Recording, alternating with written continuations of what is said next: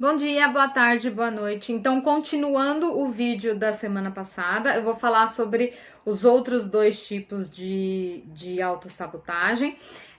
Então, eu já tenho vídeo sobre perfeccionismo e síndrome do impostor, que fala sobre autossabotagem. Então, já são dois tipos bem comuns, tá?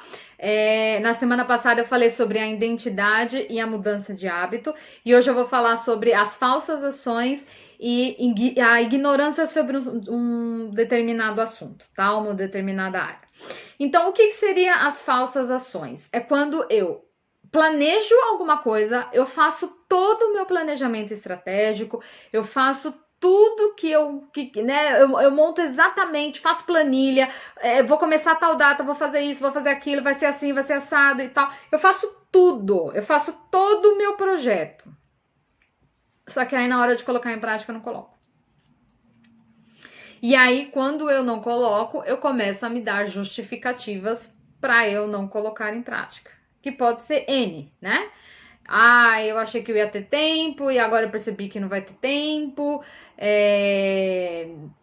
Algumas coisas mudaram. Enfim, eu começo a procurar outras coisas para justificar o porquê que eu não tô colocando isso em prática. E essa autossabotagem, ela tem diferentes motivos, tá?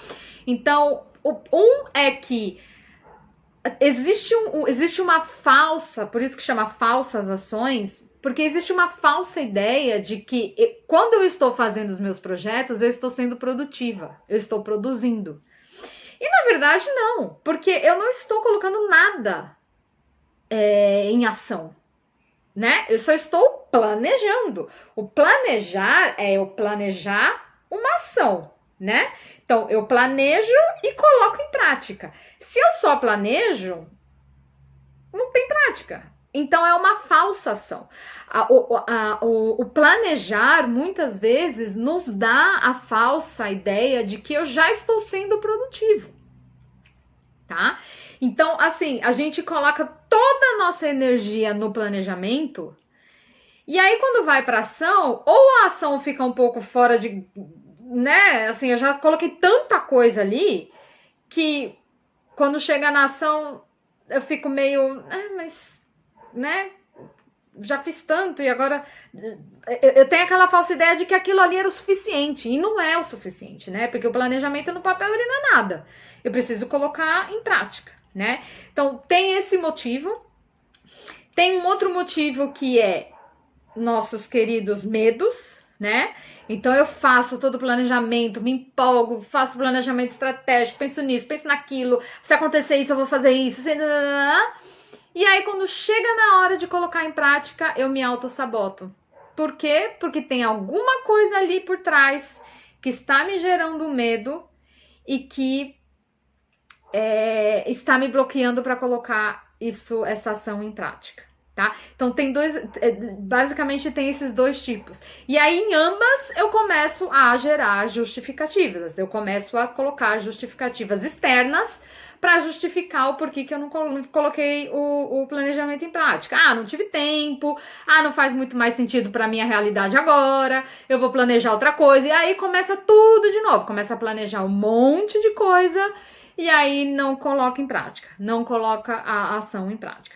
Então, nesse tipo de sabotagem, tá em relação a algum medo, tem relação com alguma questão ao colocar em prática, né? Então, a gente precisa entender o que é isso. E se você for do primeiro tipo, que na verdade não, você não teria nenhum problema em colocar em prática, mas você não vê mais sentido em colocar em prática, você precisa entender o que te chama atenção no planejar? Por que você gosta tanto de planejar? O que te supre o planejamento, né? Você fica feliz só em planejar, mas você não entende a necessidade de colocar na ação, né? Você olha para os seus resultados, né? Então, é aquela recompensa imediata, talvez, né? Eu tenho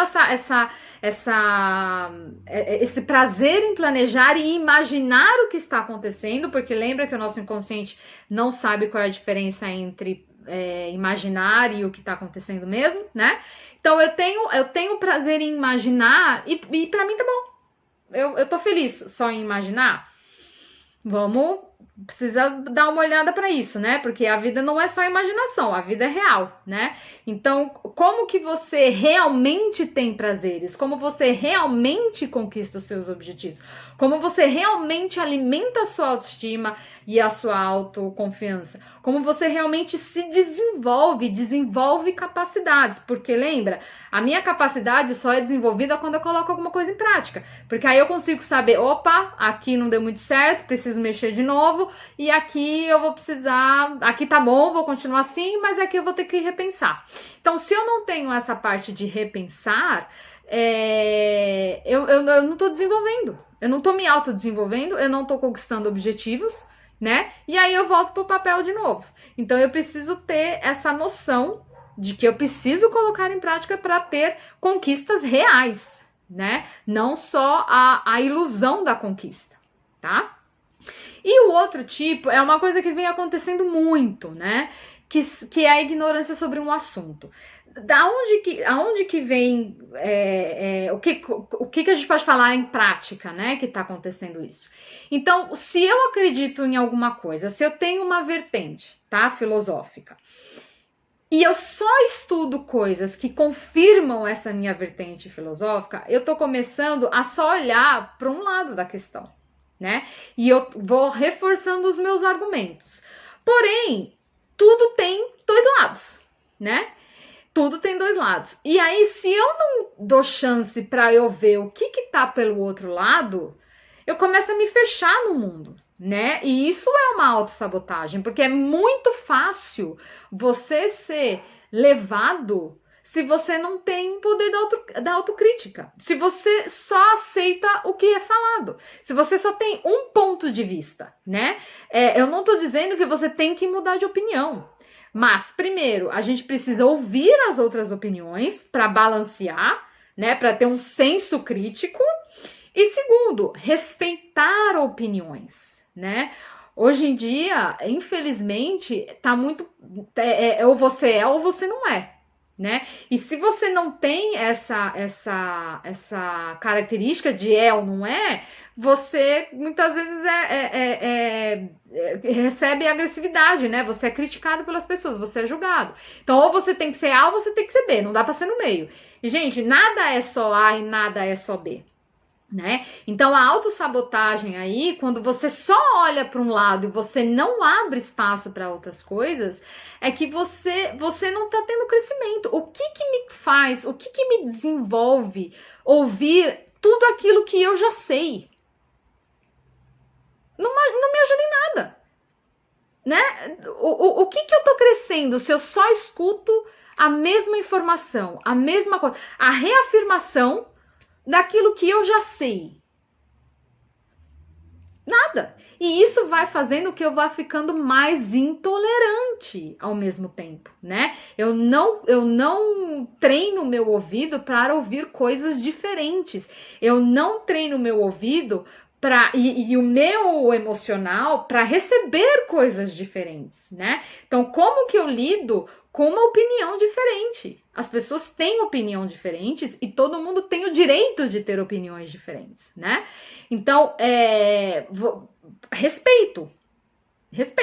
Um respeita a opinião, outro respeita a opinião do outro. Agora, se eu só me fecho no mundo, a autossabotagem ali, ela é muito mais latente, porque eu não consigo ter uma opinião crítica, eu não consigo pensar por mim mesmo, eu não consigo fazer o balanço entre duas informações diferentes, o que faz sentido para mim e o que não faz. Eu só vou seguindo ali o rebanho, né? Então, gente, ignorância sobre um assunto é muito complicado, é muito fácil ser levado e se autossabotar quando você não tem um senso crítico. Então, se você se vê nessa situação onde você só tá estudando, você só tá lendo notícias sobre aquilo que te faz bem, começa a ler o outro lado, até para você melhorar os seus argumentos, se for o caso, né?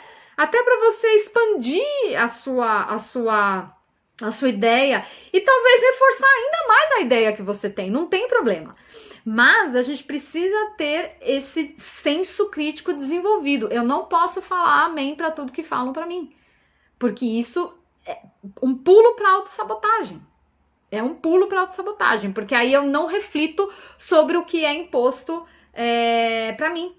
E aí eu posso começar a fazer coisas que quando eu me dou conta, gente, como é que eu fiz isso? Como é que eu caí nisso? Como é que eu pude pensar nisso? Como é que eu pude fazer isso? Por quê? Porque você estava tão acostumado a simplesmente ir e não ter um senso crítico que você pode acabar fazendo coisas que te prejudicam, que te auto-prejudicam. Tá bom, gente? Então, assim, basicamente, todas a autossabotagem, ela está linkada com a falta de autorresponsabilidade, tá? Com essa falta de racional, de pensar no que tá acontecendo, de falar, cara, eu ferrei o barraco, né? E agora eu que vou ter que resolver, eu vou ter que arrumar. Tá? Se você se vê colocando a responsabilidade sempre no externo, ou como eu falei no primeiro vídeo, né, sobre a identidade, eu sou assim, vai ser assim mesmo e tal, você tá se colocando num buraco que talvez depois vai ficando cada vez, não é que é impossível sair, você consegue sair, mas vai ficando cada vez mais difícil, porque você vai enraizando cada vez mais isso na sua identidade. Lembra que quando você coloca a responsabilidade da sua vida na mão do outro, é muito mais difícil para você. Porque quando você tem a responsabilidade na sua mão, você faz o que você quiser. Agora, se você põe a responsabilidade na mão do outro, como é que faz? Não faz. E é a sua vida. Beleza, gente? Então, dê um like nesse vídeo, compartilha, escreve aí nos comentários se vocês querem saber sobre alguma coisa em específico em relação à autossabotagem. Compartilha com alguém que precisa, que você acha que pode se identificar com esses dois tipos de tipos de autossabotagem. Assistam o vídeo de perfeccionista e o impostor, a síndrome do impostor, que também fala sobre a autossabotagem, tá? E a gente se vê no próximo vídeo. Beijo!